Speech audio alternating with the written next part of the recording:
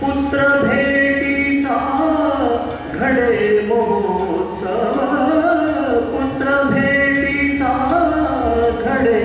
महोत्सव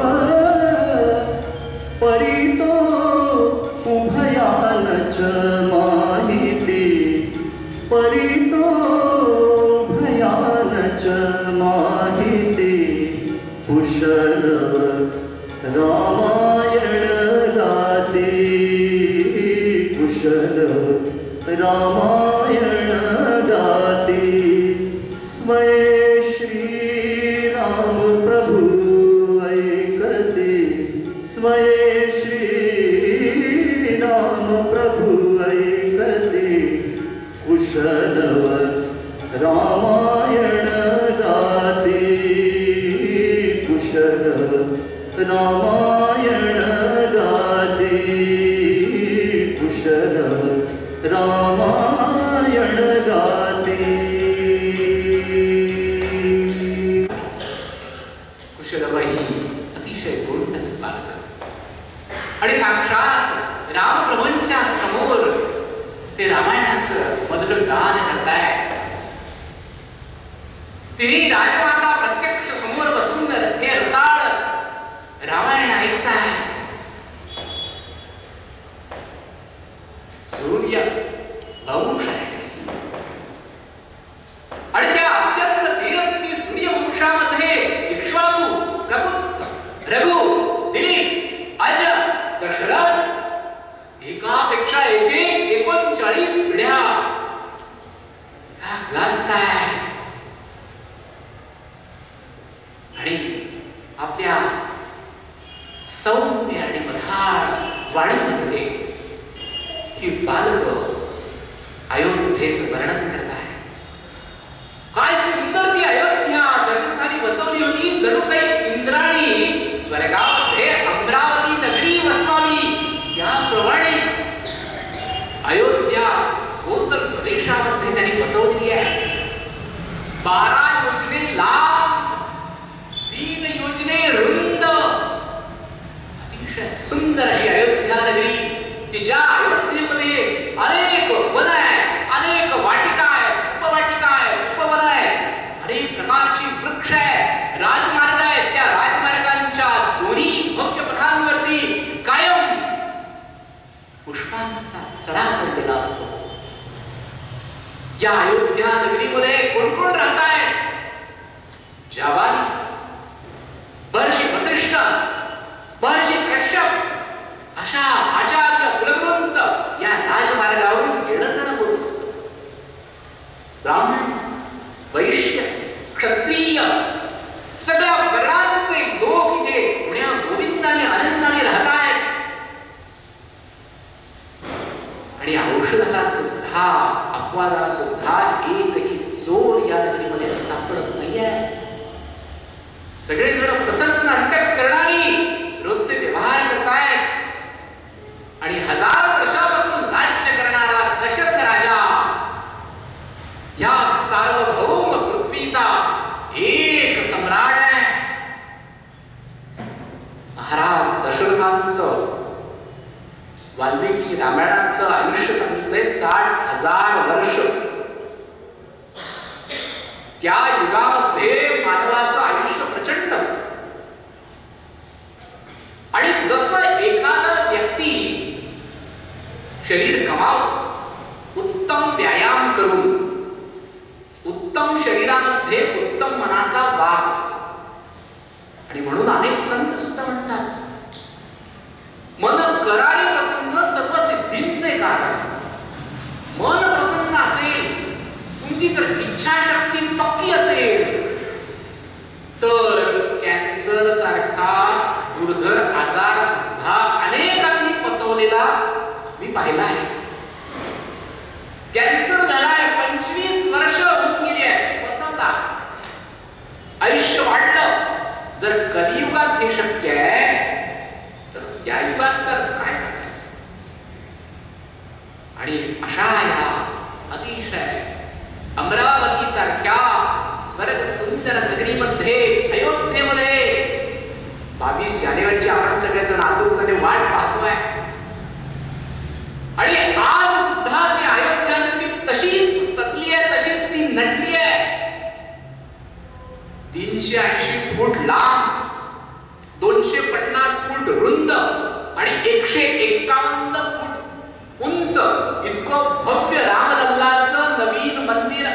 अयोध्येमध्ये आकाराला येतोय. 3 मजली फक्त दगडांचं बांधलेलं असं अतिशय सुंदर मंदिर अयोध्येमध्ये आकार घेत आहे. पहिला 20 फूट उंच मजला संपूर्ण तयार झालेला आहे. गर्भगृह रामलल्लांची वाट पाहत आहे आणि 51 इंचांची संपूर्ण पाषाणामध्ये एक हाती कोरलेली अतिशय सुरेख मूर्ती बालरामाची, म्हणून रामलल्ला. अशी 22 जानेवारीला स्नानाबंद होतीये, प्राणप्रतिष्ठा होतीये. आता असं भव्य दिव्य मंदिर होतंय, आता तर प्रतीक आहे. आणि त्या काळात दशरथ महाराज की जे इंद्राला देव दानव युद्धामध्ये मदतीला जात होते, तेव्हा ती अयोध्या नदी किती सुंदर असेल, कशी असेल.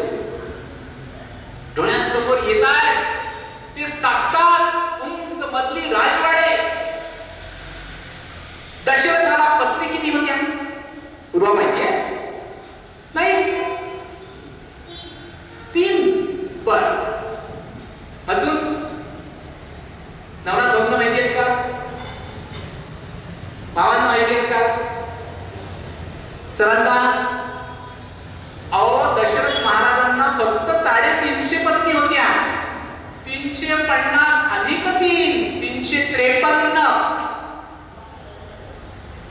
वाल्मिकी रामायणामध्ये उल्लेख आहे 353 पत्नी दशरथाला होत्या. प्रत्येक राणीला वेगळा महाल होता. 7 मजली वाडे होते अयोध्येमध्ये.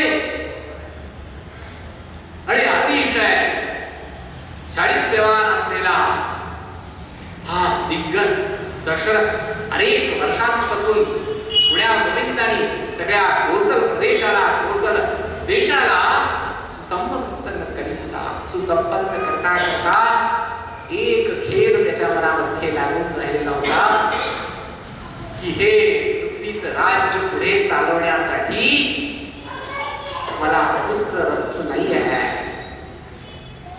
एक दिवस राजसभेमध्ये बसलेला असताना, आपल्या अष्टप्रधानांबरोबर चर्चा करत असताना दशरथ म्हणतोय की या पृथ्वीचं वहन माझ्या नंतर कोण करणार?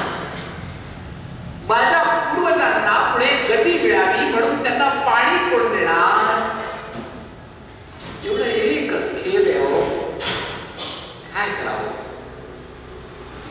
आणि त्यावेळेला अष्टप्रधान आणि आचार्यांच्या सूचनेवरून महाराज दशरथ एका निर्णयाला येऊन पोहोचतात की अश्वमेध यज्ञ केला पाहिजे. अश्वमेध यज्ञ करायचा, करूयात का? अष्टप्रधानांना विचार. प्रत्येक प्रधान म्हणतात हो महाराज, तुम्ही याच्यासाठी पूर्णपणे पात्र आहात. अरे काही साधं सोपं काम आहे का? सगळ्या पृथ्वीवरच्या सगळ्या राजांना याच्यासाठी अनुकूल करावं लागणार आहे.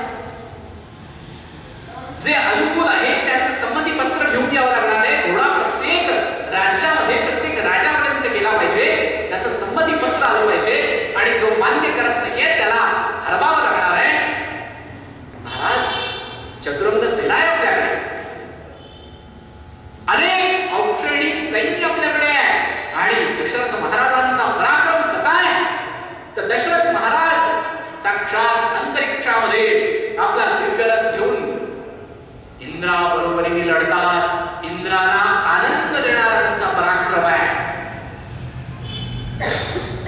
काय कठीण आहे महाराज, तुम्ही फक्त आम्हाला आदेश द्या, आम्ही सगळी पृथ्वी अश्वमेध घोडा पुरोहितांसह आम्ही सगळीकडे फिरवू आणि तुम्ही म्हणाल त्याप्रमाणे आचार्यांच्या आदेशानुसार आम्ही सगळ्या गोष्टी त्यातल्या पूर्ण करू. ओ ओ ओ करायलाच पाहिजे, करायलाच पाहिजे. एक राजसभेमध्ये मोठा घोष झाला आणि सगळे राजसभेमध्ये महात्मे म्हणतायत की अश्वमेधाची तयारी करण्यासाठी महाराज आदेश द्या. शेकडो हजारो वर्षांपासून या कुळाचे जे आचार्य आहेत त्या आचार्यांना, त्या कुलगुरूंना, त्या वसिष्ठांना विचारलं पाहिजे. आणि वसिष्ठांना विचारलं. दशरथ महाराज उभं राहून त्या राजसभेमध्ये हात जोडून त्यांना विचारतायत, आचार्य आपला काय विचार आहे? राजन, उत्तम विचार आहे. आपण अश्वमेध यज्ञ अवश्य करावा. आपल्यासारख्या चक्रवर्ती सम्राटाला अश्वमेध करण्याचा पूर्ण अधिकार आहे आणि त्याचे सगळे नियम तुम्ही अनुग्रहित दीक्षित होऊन नक्की पूर्ण कराल याची मला खात्री आहे. लवकरच आपण तसा आदेश काढावा आणि मग त्यानुसार सगळा पुरोहित वर्ग कामाला लागेल. साक्षात कुलगुरूंच्या या संमतीमुळे दशरथ राजा अत्यंत प्रसन्न झालाय. पुत्र प्राप्तीसाठी अश्वमेध यज्ञ करायचा ठरला आणि आदेश निघाला. आज्ञा दिली दशरथ महाराजांनी की वसिष्ठांच्या अध्यक्षतेखाली या अश्वमेध यज्ञाचं सगळं अनुपालन व्हावं. वसिष्ठ म्हणाले, राजन, या पृथ्वीवरती ऋष्यशृंग नावाचे अत्यंत जाज्वल्य निष्ठा असणारे एक ऋषी आहेत. त्यांना आपण पाचारण करावं आणि ऋष्यशृंगांना या अश्वमेध यज्ञाचं आचार्यपद आपण त्यांना द्यावं. आम्ही त्यांच्या बरोबरीने सगळे मदत करू. आणि मग ऋष्यशृंग या अत्यंत तेजस्वी तपोनिधींना अंग देशाला एक सुंदर खलिता पाठवण्यात आला आणि त्यांना बोलवण्यात आलं. दशरथ महाराज स्वतः आपल्या 3 महाराण्यांसह तिथपर्यंत गेले आणि आपल्या मित्राला राजा रोमपादाला त्यांनी सांगितलं की तुमचे जावई आहेत, तुमची कन्या शांता त्या शांतेचे यजमान आहेत. काही रामायणांमध्ये उल्लेख आहे की ही शांता म्हणजे प्रभू श्री रामचंद्रांची बहीण आहे. अनेकांना माहिती नाही की प्रभू श्री रामचंद्रांना बहीण होती. शांता ही दशरथांची कन्या होती. त्यांनी राजा रोमपादाला मुलगी नाही म्हणून त्याला दत्तक दिली होती. एक यज्ञ केला राजा रोमपादाने, अंगदेशाचा हा सम्राट. परंतु यज्ञ करायचा म्हणजे वेदशास्त्र संपन्न आचार्यांकडनं ब्राह्मण ग्रंथांमध्ये जे जे विधिविधान सांगितलेलं आहे त्या पद्धतीने सगळे नियम पाळून सगळं पावित्र्य सांभाळून केला गेला पाहिजे. आणि या यज्ञामध्ये काही चुका घडल्या, काही प्रमाद घडला अंग देशाच्या रोमपाद महाराजांकडे. आणि मग भयंकर अनावृष्टी अंग देशामध्ये झाली. भयंकर दुष्काळ सगळीकडे पसरला. आणि आता काय करायचं म्हणून त्यांनी अनेक महान तपस्वी आचार्यांना शरण जाऊन त्यांना याचं कारण विचारलं. त्यावेळेला त्यांनी सांगितलं की राजा, तू मागे केलेल्या यज्ञामध्ये तुझ्या हातून काही त्रुटी झाल्या आहेत, काही प्रमाद घडले आहे आणि त्यामुळे सगळीकडे दुष्काळ पडला आहे. यावर उत्तर काय? माझ्या चुकीचं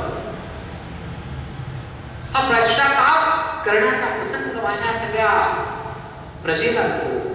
मी कुठलंही प्रायश्चित्त घ्यायला तयार आहे.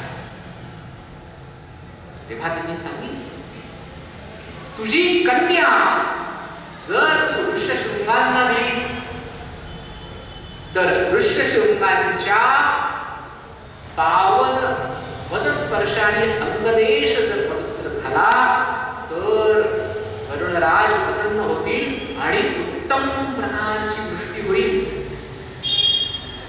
परंतु कश्यप ऋषींचे पुत्र विभांडक आणि विभांडक ऋषींचे पुत्र हे ऋष्यशृंग.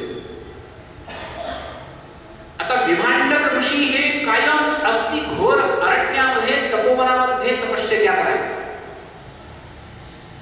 आणि अगदी बालवयातच असताना, शैशव अवस्थेत असतानाच या ऋष्यशृंगांना मातेचा वियोग घडला. पाहिलीच नाही. आणि अत्यंत कठीण असं ब्रह्मचर्य, अग्नीची सेवा करणं आणि गुरुवर्य पिताश्रींची सेवा करणं, एवढ्या दोन दुधारी तपस्वितेच्या साधनेच्या जोरावरती ते इतके कठोर तपस्वी झाले की अनेक राजांना त्यांच्या समोर जाण्याची, त्यांच्या तेजाला सामोरं जाण्याची भीती वाटायची. मग आता या ऋष्यशृंगांना अंग देशामध्ये आणायचं कसं आणि मग अनावृष्टी जाणार कशी? रोमपाद नावाच्या महाराजांनी सगळ्या मंत्र्यांची परिषद बोलावली. सांगितलं तुम्ही काहीतरी साम दाम दंड भेद काहीतरी प्रयोग करा, काहीतरी युक्ती करा, जेणेकरून पाऊस पडला पाहिजे.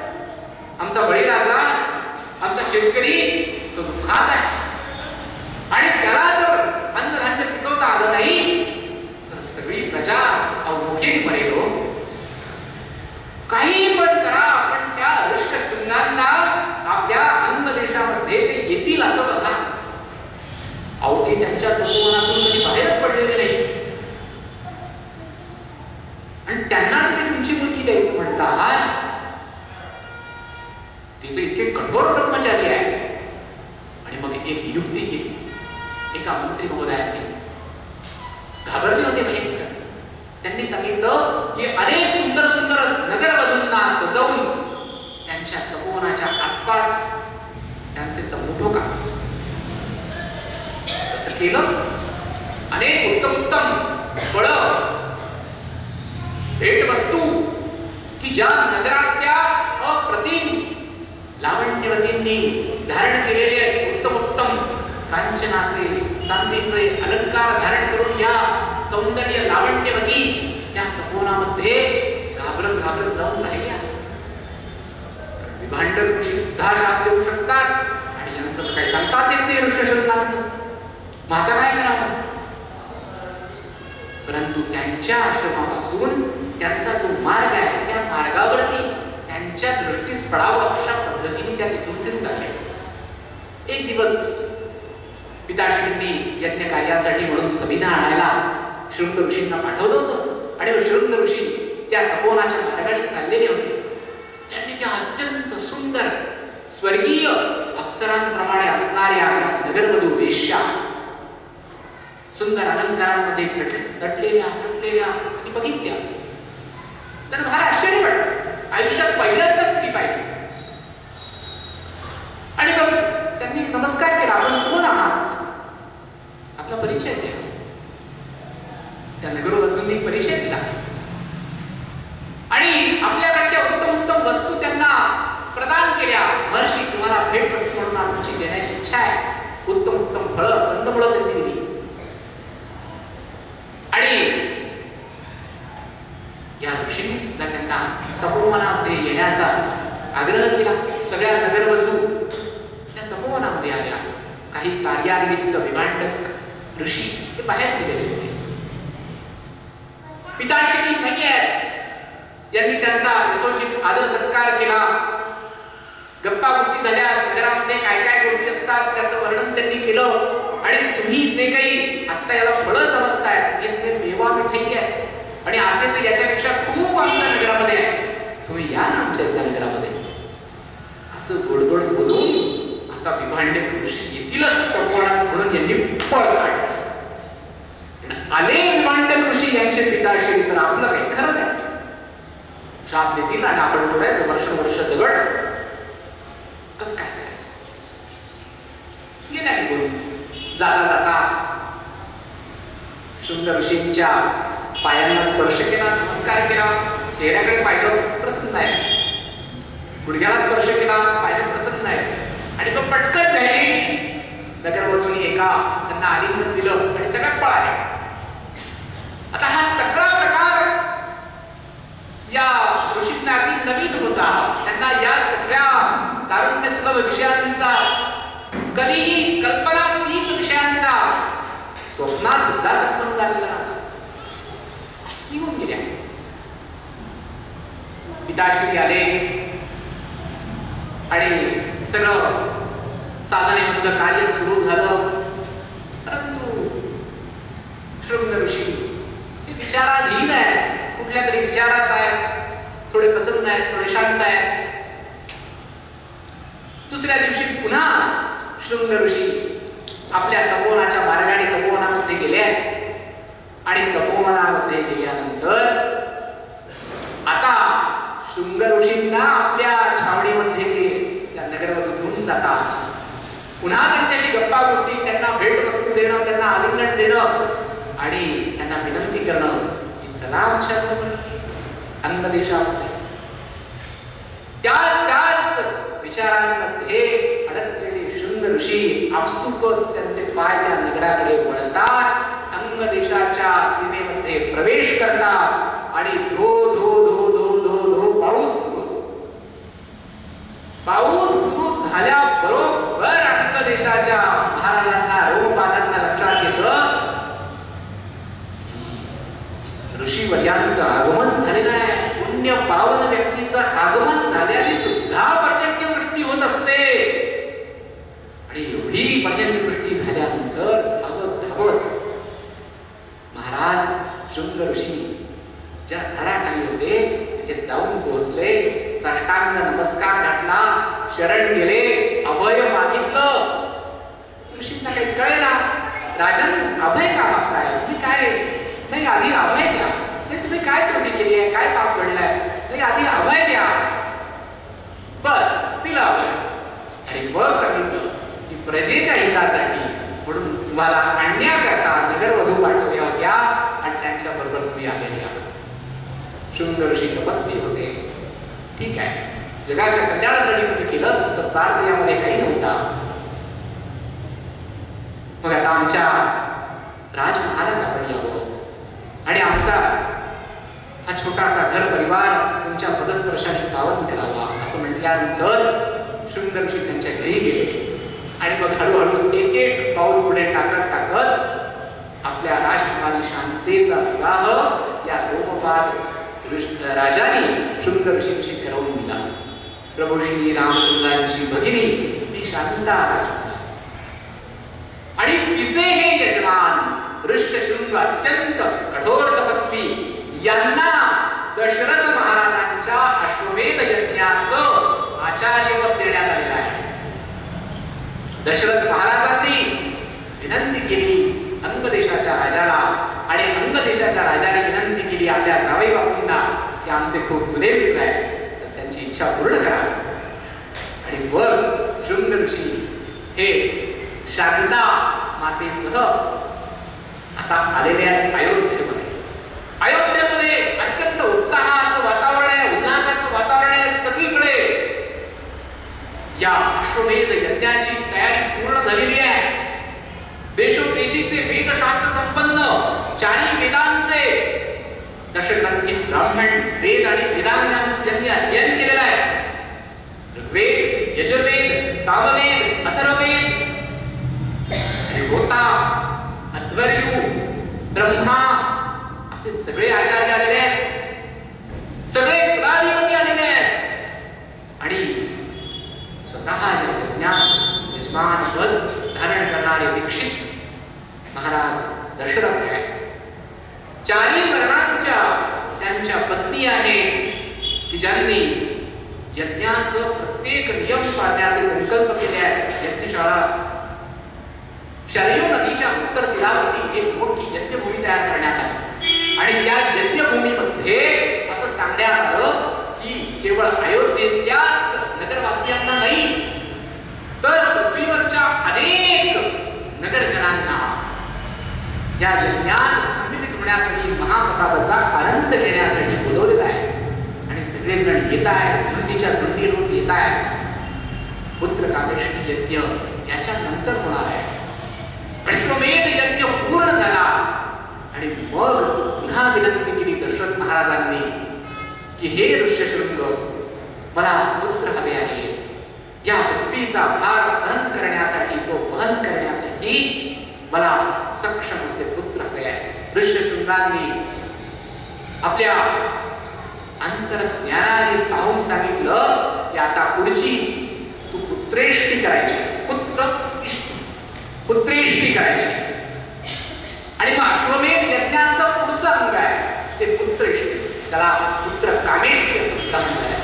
आणि मग त्या पुत्र कामेष्टी यज्ञाचं सुद्धा यजमानपद दशरथाने स्वीकारलं. सगळ्या महाराण्यांनी सगळ्या नियमांचं पालन केलं.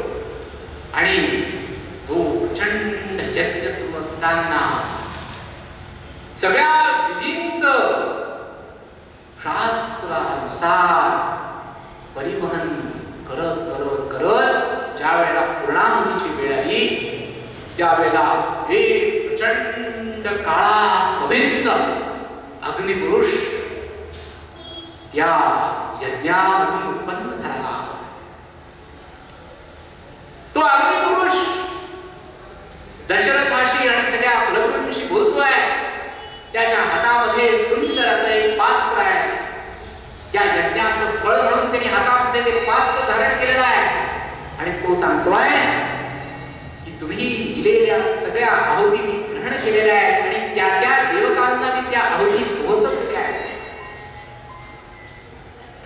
स्वर्गामध्ये सगळे देवता एकत्र बसलेले होते आणि सगळ्या देवतांनी ब्रह्मदेवांना विनंती केली की 10,000 वर्षापासून पृथ्वीवरती त्राही त्राही करणारा एक ब्राह्मण आणि राक्षस कुळात उत्पन्न झालेला एक महाभयंकर दशानन आहे. त्यांनी 10,000 वर्षांपासून सगळ्या पृथ्वीला त्राही त्राही करून सोडलाय. आणि प्रजापिता तुम्ही तर त्याला आशीर्वाद देऊन ठेवलाय. आशीर्वाद काय दिला? म्हणजे त्यांनी जो मागितला तो दिला. त्यांनी काय मागितलं? मला तर पाहिजे अमरत्व. ब्रह्मदेव म्हणाले अमरत्व तर काही देता येत नाही. मग काय दिलं? मग तो म्हणाला यक्ष गंधर्व किन्नर देवता या कोणाही कडून मला मृत्यू येता कामा नये. ब्रह्मदेव म्हणाले अरे मानव विसरलास तू. ब्रह्मदेवाने स्वतःच की परत एक लाईफ टाईम तुला अजून परत विचार करून परत वरदान माग. मानव तुच्छ आहे. मी 14 भुवनांचा स्वामी झालेलो आहे. शनी महाराज माझ्या पायाशी आहेत. सूर्य माझ्या जवळून जाताना घाबरत घाबरत स्वतःचं तेज प्रसारित करतो. चंद्र माझ्या आज्ञेशिवाय शीतलता प्रदान करत नाही. मी दशानन रावण आहे. रावणाने मानव काय मला मारणार? मानव मला नाही मारू शकत. यक्ष गंधर्व किन्नर देवता यांच्याकडून मला मृत्यू नको. प्रजापिता एवढंच द्या. बर तुम्ही 14 भुवनांचा स्वामी असं तुम्ही म्हणाले प्रजापिता. आणि आता तो त्राही त्राही करतोय. सगळ्या देवतांना तो त्रास देतोच आहे. सगळे मानव पीडित झालेले आहे. आणि मग अहो आता एक चांगली संधी आलेली आहे की इक्ष्वाकु कुलोत्पन्न महाराज दशरथ चक्रवर्ती सम्राट जे अत्यंत सद्गुणी आहेत, सदाचारी आहेत, उत्तम आहेत, बलवान आहेत, चारित्र्यवान आहेत, पवित्र संपन्न आहेत, त्यांनी पुत्र कामेष्टी यज्ञ करण्याचं ठरवलेलं आहे. ते पुत्र कामेष्टी यज्ञाचे दीक्षित आहेत. तर आता असं काहीतरी करा की पृथ्वीचा त्रास कमी पडेल. प्रजापिता ब्रह्मदेवांनी नारायणांची करुणा भागली. नारायण प्रकट झाले आणि नारायणांना सगळ्या देवतांनी विनंती केली की तुम्ही तुमच्या अंशे करून दशरथ महाराजांच्या पोटी जन्म घ्या. ठीक आहे, कल्याण. नारायण प्रसन्न झाले आणि नारायणांनी अग्निदेवतेला सूचना केली आहे की दिव्य असं पायस तयार करा. त्यामध्ये मी माझं तेज समर्पित करतोय. आणि साक्षात नारायणांचं ते तेज या पायसामध्ये आविर्भूत झालंय. आणि आता त्या तेज तेजाचा पायस कलश हा दीक्षित असलेल्या पुत्र कामेश यज्ञ करणाऱ्या दशरथ महाराजांना प्रदान करण्यासाठी साक्षात अग्निनारायण प्रकट झाले आहेत. ते म्हणतात, दशरथा घे हे पायस दान, दशरथा घे हे पायस दान. दशरथाला हे पायस मिळतंय आणि साक्षात देवतांनी नारायणांनी तुझ्या घरी जन्म घेण्याचं ठरवलंय. तू अत्यंत भाग्यवान आहेस. मागच्या 38 पिढ्यांना जे भाग्य मिळालं नाही ते भाग्य दशरथा तुला मिळतंय. साक्षात नारायण तुझ्या घरी आता अवतरणार आहे. दशरथा घे हे पायस दान. म्हणून त्यांनी अनेक महान तपस्वी आचार्यांना शरण जाऊन त्यांना त्याचं कारण विचारलं. त्यावेळेला त्यांनी सांगितलं की राजा, तू मागे केलेल्या यज्ञामध्ये तुझ्या हातून काही त्रुटी झाल्या आहेत, काही प्रमाद घडले आहे आणि त्यामुळे सगळीकडे दुष्काळ पडला आहे. यावर उत्तर काय? माझ्या चुकीचं हा पश्चाताप करण्याचा प्रसंग माझ्या सगळ्या प्रजेला नको. मी कुठलंही प्रायश्चित्त घ्यायला तयार आहे. तेव्हा त्यांनी सांगितलं, तुझी कन्या जर ऋष्यशृंगांना दिलीस तर ऋष्यशृंगांच्या 52 वदस्पर्शाने अंगदेश जर पवित्र झाला तर वरुणराज प्रसन्न होतील आणि उत्तम प्रकारची वृष्टी होईल. परंतु कश्यप ऋषींचे पुत्र विभांडक आणि विभांडक ऋषींचे पुत्र हे ऋष्यशृंग. आता विभांडक ऋषी हे कायम अगदी घोर अरण्यामध्ये तपोवनामध्ये तपश्चर्या करायचे आणि अगदी बालवयातच असताना, शैशव अवस्थेत असतानाच या ऋष्यशृंगांना मातेचा वियोग घडला. त्यामुळे बालपणापासूनच त्यांनी कोणतीही स्त्री पाहिलीच नाही आणि अत्यंत कठीण असं ब्रह्मचर्य, अग्नीची सेवा करणं आणि गुरुवर्य पिताश्रींची सेवा करणं, एवढ्या 2 दुधारी तपस्वितेच्या साधनेच्या जोरावरती ते इतके कठोर तपस्वी झाले की अनेक राजांना त्यांच्या समोर जाण्याची, त्यांच्या तेजाला समोर जाण्याची भीती वाटायची. मग आता या ऋष्यशृंगांना अंगदेशामध्ये आणायचं कसं आणि मग अनावृष्टी जाणार कशी? रोमपाद नावाच्या महाराजांनी सगळ्या मंत्र्यांची परिषद बोलावली. सांगितलं, तुम्ही काहीतरी साम दाम दंड भेद काहीतरी प्रयोग करा, काहीतरी युक्ती करा जेणेकरून पाऊस पडला पाहिजे. आमचा बळी लागला, आमचा शेतकरी तो दुःखात आहे आणि त्याला जर अन्नधान्य पिकवता आलं नाही तर सगळी प्रजा अवमुखी मरेल. काही पण करा, पण त्या ऋष्यशृंगांना आपल्या अन्नदेशामध्ये ते येतील असं बघा. अहो, ते त्यांच्या तपोवनातून कधी बाहेरच पडलेले नाही आणि त्यांना तुम्ही तुमची मुलगी द्यायचं म्हणता. ते तर इतके कठोर ब्रह्मचारी आहे. आणि मग एक युक्ती केली. एका मंत्री महोदयांनी, घाबरले होते भयंकर. त्यांनी सांगितलं की अनेक सुंदर सुंदर नगरवधूंना सजवून त्यांच्या तपोवनाच्या आसपास त्यांचे तंबू ठोका. तसं केलं. अनेक उत्तम उत्तम फळं, भेटवस्तू की ज्या नगरातल्या अप्रतिम लावण्यवतींनी धारण केलेले उत्तम उत्तम कांचनाचे, चांदीचे अलंकार धारण करून या सौंदर्य लावण्यवती त्या तपोवनामध्ये घाबरत घाबरत जाऊन राहिल्या. विभांडक ऋषी सुद्धा शाप देऊ शकतात आणि यांचं काही सांगताच येत नाही ऋष्यशृंगांचं. माता काय करावं? परंतु त्यांच्या आश्रमापासून त्यांचा जो मार्ग आहे त्या मार्गावरती त्यांच्या दृष्टीस पडावं अशा पद्धतीने त्या तिथून फिरून लागल्या. एक दिवस पिताश्रींनी यज्ञ कार्यासाठी म्हणून समिधा आणायला शृंग ऋषींना पाठवलं होतं आणि शृंग ऋषी त्या तपोवनाच्या मार्गाने चाललेले होते. त्यांनी त्या अत्यंत सुंदर स्वर्गीय अप्सरांप्रमाणे असणाऱ्या नगरवधू वेश्या सुंदर अलंकारांमध्ये तटलेल्या आणि बघितल्या. त्यांना फार आश्चर्य वाटलं. आयुष्यात पहिल्यांदाच ती पाहिली. आणि मग त्यांनी नमस्कार केला. आपण कोण आहात? आपला परिचय द्या. त्या नगरवधूंनी परिचय दिला आणि आपल्याकडच्या उत्तम उत्तम वस्तू त्यांना प्रदान केल्या. महर्षी, तुम्हाला भेट वस्तू म्हणून आमची देण्याची इच्छा आहे. उत्तम उत्तम फळं कंदमुळं त्यांनी दिली. आणि या ऋषींनी सुद्धा त्यांना तपोवनामध्ये येण्याचा आग्रह केला.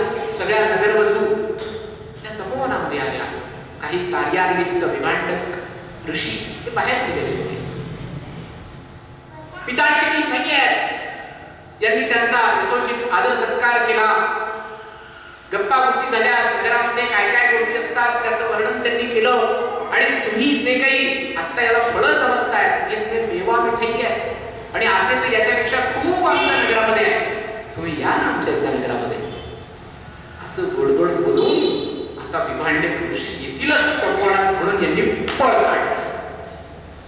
आले विभांडक ऋषी यांचे पिताश्री, तर आपलं काही खरं नाही. शाप देतील आणि आपण पुढे वर्ष दगड कस काय करायचं. गेल्या बोलून जाता जाता शृंग ऋषींच्या पायांना स्पर्श केला, नमस्कार केला. चेहऱ्याकडे पाहिलं, प्रसन्न आहे. गुडघ्याला स्पर्श केला, पाहिलं प्रसन्न आहे. आणि तो पटकन राहिलेली नगरवधूंनी एका त्यांना आलिंगन दिलं आणि सगळ्यात पळाले. आता हा सगळा प्रकार या ऋषींना अगदी नवीन होता. त्यांना या सगळ्या तारुण्य सुलभ विषयांचा, कधीही कल्पनातीत विषयांचा स्वप्नात सुद्धा संबंध आलेला नव्हता. निघून गेल्या. पिताश्री आले आणि सगळं साधनेबद्ध कार्य सुरू झालं.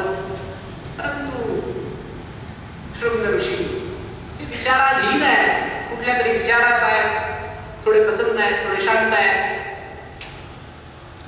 दुसऱ्या दिवशी पुन्हा शृंग ऋषी आपल्या तपोवनाच्या मार्गाने तपोवनामध्ये गेले आणि तपोवनामध्ये गेल्यानंतर आता शृंग ऋषींना आपल्या छावणीमध्ये त्या नगरवधू घेऊन जातात.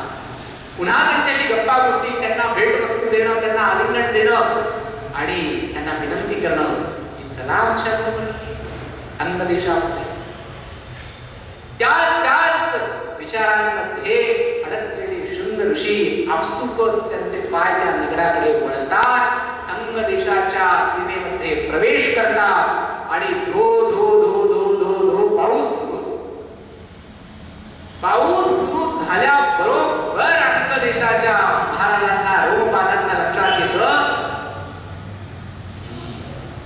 ऋषीवर्यांचं आगमन झालेलं आहे. पुण्य पावन व्यक्तीचं आगमन झाल्याने सुद्धा पर्जन्यवृष्टी होत असते. आणि एवढी पर्जन्यवृष्टी झाल्यानंतर धावत महाराज शृंग ऋषी ज्या झाडाखाली होते तिथे जाऊन पोहोचले.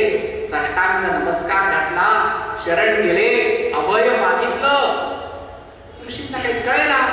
राजन, अभय का मागताय तुम्ही? काय नाही, आधी अभय द्या.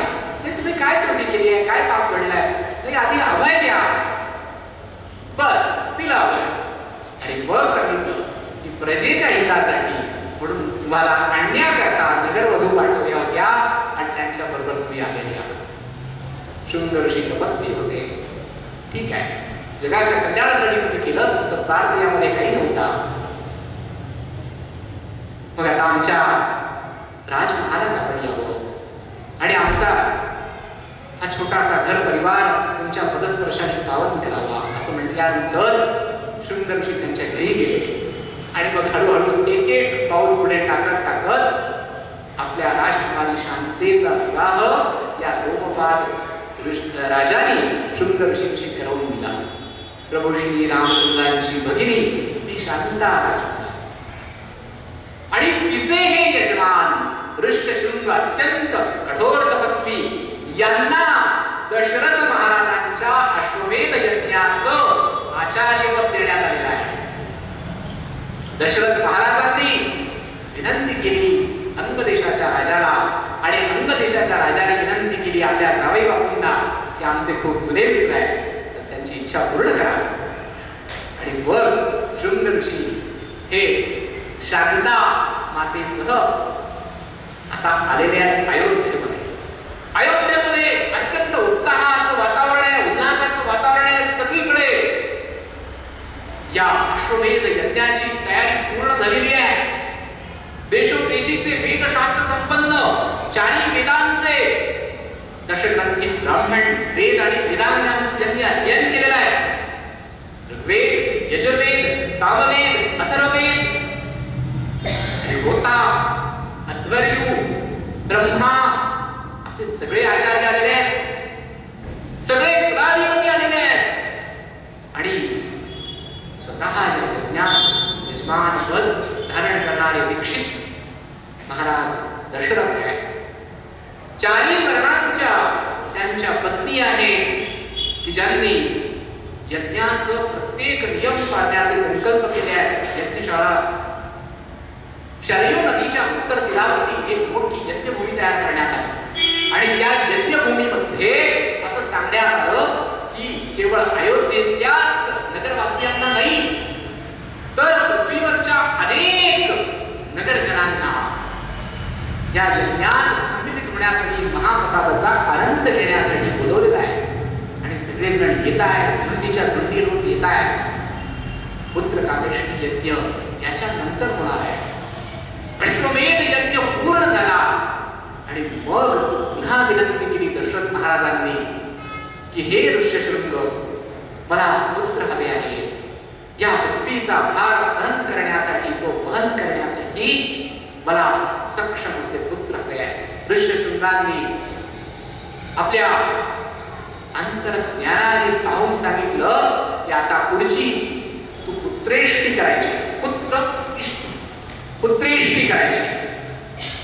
आणि मग अश्वमेध यज्ञाचं पुढचं अंग आहे ते पुत्रेष्टी, त्याला पुत्र कामेष्टी असं सुद्धा म्हणतात. आणि मग त्या पुत्र कामेष्टी यज्ञाचं सुद्धा यजमानपद दशरथाने स्वीकारलं. सगळ्या महाराण्यांनी सगळ्या नियमांचं पालन केलं आणि तो प्रचंड यज्ञ सुरू असताना सगळ्या विधींचं शास्त्रानुसार परिवहन करत करत करत ज्या वेळेला पूर्णाहुतीची वेळ आली, त्यावेळेला एक प्रचंड काळा पवित्र अग्निपुरुष त्या यज्ञामधून उत्पन्न झाला.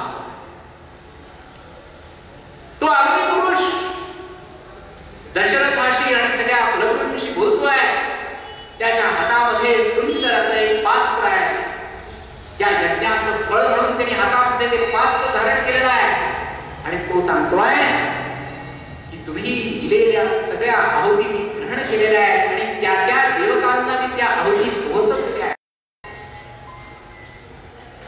स्वर्गामध्ये सगळे देवता एकत्र बसलेले होते आणि सगळ्या देवतांनी ब्रह्मदेवांना विनंती केली की 10,000 वर्षापासून पृथ्वीवरती त्राही त्राही करणारा एक ब्राह्मण आणि राक्षस कुळात उत्पन्न झालेला एक महाभयंकर दशानन आहे. त्यांनी 10,000 वर्षांपासून सगळ्या पृथ्वीला त्राही त्राही करून सोडलाय. आणि प्रजापिता तुम्ही तर त्याला आशीर्वाद देऊन ठेवलाय. आशीर्वाद काय दिला? म्हणजे त्यांनी जो मागितला तो दिला. त्यांनी काय मागितलं? मला तर पाहिजे अमरत्व. ब्रह्मदेव म्हणाले अमरत्व तर काही देता येत नाही. मग काय दिलं? मग तो म्हणाला यक्ष, गंधर्व, किन्नर, देवता या कोणाही कडून मला मृत्यू येता कामा नये. ब्रह्मदेव म्हणाले अरे मानव विसरलास तू. ब्रह्मदेवाने स्वतः सांगितलं की परत एक लाईफलाईन तुला अजून परत विचार करून परत वरदान माग. मानव तुच्छ आहे. मी 14 गुणांचा स्वामी झालेलो आहे. शनी महाराज माझ्या पायाशी आहेत. सूर्य माझ्या जवळून जाताना घाबरत घाबरत स्वतःचं तेज प्रसारित करतो. चंद्र माझ्या आज्ञेशिवाय शीतलता प्रदान करत नाही. मी दशानन रावण आहे. रावणाने मानव काय मला मारणार? मानव मला नाही मारू शकत. यक्ष, गंधर्व, किन्नर, देव यांच्याकडून मला मृत्यू नको. प्रजापिता एवढंच द्या. बर तुम्ही 14 गुणांचा स्वामी. असं तुम्ही म्हणाले प्रजापिता. आणि आता तो त्राही करतोय. सगळ्या देवतांना तो त्रास देतोच आहे. सगळे मानव पीडित झालेले आहे. आणि मग आता एक चांगली संधी आलेली आहे की इक्ष्वाकु कुलोत्पन्न महाराज दशरथ चक्रवर्ती सम्राट जे अत्यंत सद्गुणी आहेत, सदाचारी आहेत, उत्तम आहेत, बलवान आहेत, चारित्र्यवान आहेत, पवित्र संपन्न आहेत, त्यांनी पुत्र कामेष्टी यज्ञ करण्याचं ठरवलेलं आहे. ते पुत्र कामेष्टी यज्ञाचे दीक्षित आहेत. तर आता असं काहीतरी करा की पृथ्वीचा त्रास कमी पडेल. प्रजापिता ब्रह्मदेवांनी नारायणांची करुणा भागली. नारायण प्रकट झाले आणि नारायणांना सगळ्या देवतांनी विनंती केली की तुम्ही तुमच्या अंशे करून दशरथ महाराजांच्या पोटी जन्म घ्या. ठीक आहे, कल्याण असो. नारायण प्रसन्न झाले आणि नारायणांनी अग्निदेवतेला सूचना केली आहे की दिव्य असं पायस तयार करा. त्यामध्ये मी माझं तेज समर्पित करतोय. साक्षात नारायणांचं ते तेज या पायसामध्ये आविर्भूत झालंय. आणि आता त्या तेजाचा पायस कलश हा दीक्षित असलेल्या पुत्र कामेष्टी यज्ञ करणाऱ्या दशरथ महाराजांना प्रदान करण्यासाठी साक्षात अग्निनारायण प्रकट झाले आहेत. ते म्हणतात, दशरथा घे पायस दान. दशरथा घे पायस दान. दशरथाला हे पायस मिळत आहे आणि साक्षात देवतांनी नारायणांनी तुझ्या घरी जन्म घेण्याचं ठरवलंय. तू अत्यंत भाग्यवान आहेस. मागच्या 38 पिढ्यांना जे भाग्य मिळालं नाही ते भाग्य दशरथा तुला मिळतंय. साक्षात नारायण तुझ्या घरी आता अवतरणार आहे. दशरथा घे पायस दान. दशरथाने आणि आपल्या राण्यांना ते वाटून दिलं. ज्येष्ठ राणी ती कौसल्या, सुमित्रा कैकेयी, तिन्ही राण्यांमध्ये त्या पायसाचं विभाजन झालं. आणि यथावकाश 9 महिने 9 दिवस पूर्ण झाल्यानंतर साक्षात नारायणांनी प्रभू श्री रामचंद्राच्या रूपामध्ये कौसल्या मातेच्या उदरी जन्म घेतलाय. चैत्र शुद्ध नवमी, रामनवमीचा तो पावन दिवस आहे. पुष्य नक्षत्र आहे आणि सगळीकडे आनंदी आनंद झालाय. राम जन्मला सखे, राम जन्मला, राम जन्मला सखे, राम जन्मला.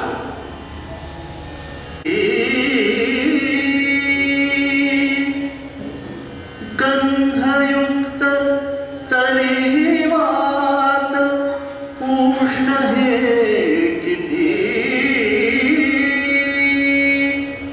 दोन प्रहरी कादशिरी सूर्य थांबला.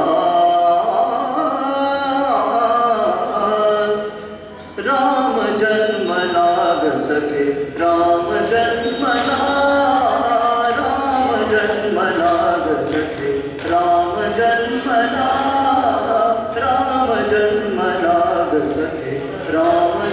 जन्मला कौसल्या राणी हळू उघडी लोचने कौसल्या राणी हळू उघडी लोचने दिपून जाय माय स्वतः पुत्र दर्शने दिपून जाय माय स्वतः पुत्र दर्शने ओघळले आसु सुखे कंठ दाटला ओघळले आसु सुखे कंठ दाटला राम जन्मला ग सखे राम जन्मला राम जन्मला ग सखे राम जन्मला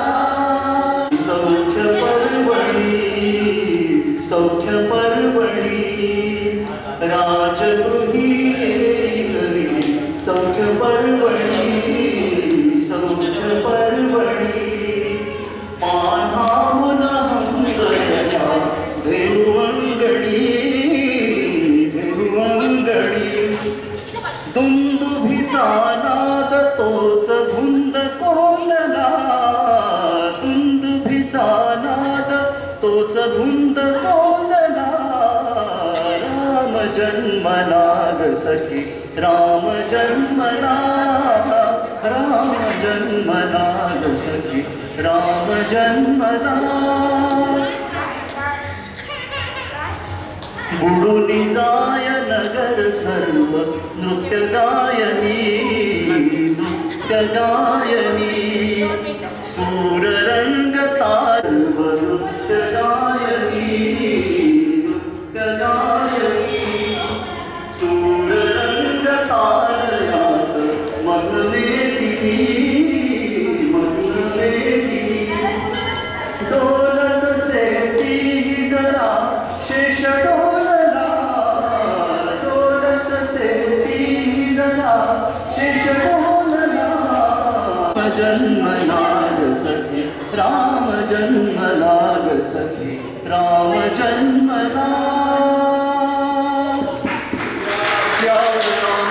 रामचंद्रा अयोध्येमध्ये हत्तीवरून सगळीकडे मिठाई वाटण्यात येते आहे आणि यथावकाश राम लक्ष्मण भरत शत्रुघ्न असे 4 पुत्र असे दिव्य 4 पुत्र दशरथ आनंदी आनंद झालेला आहे सगळेजण दिव्य अशा स्वर्गीय आनंदामध्ये रममान झालेले आहेत कित्येक वर्षांपासून दशरथ महाराजांची ही सुप्त इच्छा नारायणांनी पूर्ण केलेली आहे आणि प्रभू श्री रामचंद्र यांनी आता अवतार धारण केला आहे कौसल्येला आनंद देणारा तो राम सगळ्या अंतःपुराला तो आनंद देतोय राम आता दौडतोय तो पळायला लागला आहे सावळा रामचंद्र माझा असं गोड कौतुक करणारी माता कौसल्या माता कैकेयी माता सुमित्रा पुत्र